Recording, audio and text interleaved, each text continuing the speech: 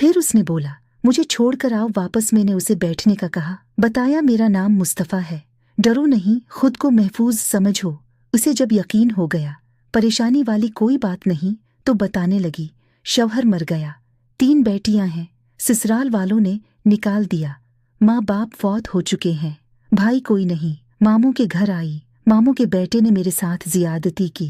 मैंने जब मामी को बताया तो सबने मुझे गलत कहा, मुझे धक्के देकर घर से निकाल दिया। दौर के रिश्तेदार ने एक बढ़े से मेरी शादी करवाई, उसके भी बच्चे थे, उसके बच्चों ने मुझे बेहद जलील किया। फिर वो शौहर भी फौत हो गया, बेटियों को लिए दर बदर लिए, भटकने लगी, न छत थी न रोटी थी, भूख थी, सड़क पर खड़ी थी। एक साहब आए, कहने लगे 1 घंटे के 5,000 दूंगा। न चाहते हुए माँ की ममता हालात की सताई हुई, क्या करती आखिर चल दी। अब हर रोज जिस्म बचती हूँ कराएगा, घर लिया है बेटियों को अकेला छोड़कर आती हूँ, क्या करूँ। बहुत बार सोचा खुदकशी कर लूं, लेकिन बेटियों को देखकर हिम्मत नहीं होती, वो रो रही थी। मैं जमाने की बेहस्सी महसूस कर रहा था। उसके सर पे हाथ रखा और उसे कहा, तुम्हारा भाई है, आज से तुम अपनी बेटियों को लो और मेरे डेरा के ऊपर वाले एक रूम में रहो। वो यकीन नहीं कर पा रही थी। कार में बैठाया, उसके घर पहुंचा। बेटियां सोई हुई थीं, बहुत प्यारी थीं।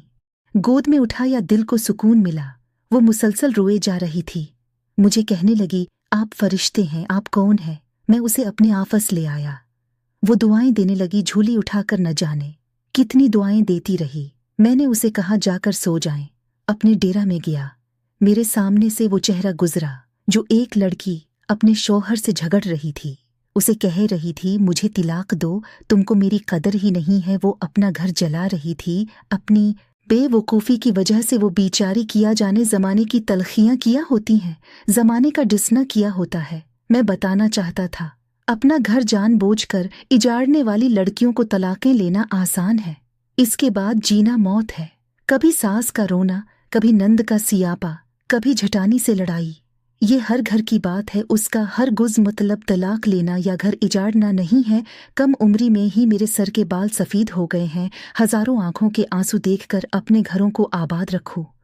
औरत खुदा की कसम मेरे माशरे की जंजीरों में जकड़ी हुई एक कैदी है। कभी बाप की पगड़ी पे लट गई तो कभी सास के जहर आलूद लीजे पर, कभी शौहर की अना पर। हाँ तो दोस्तों, अगर आज की ये कहानी आपको अच्छी लगी है तो मेरे चैनल को सब्सक्राइब करें और कमेंट्स भी ज़रूर करें।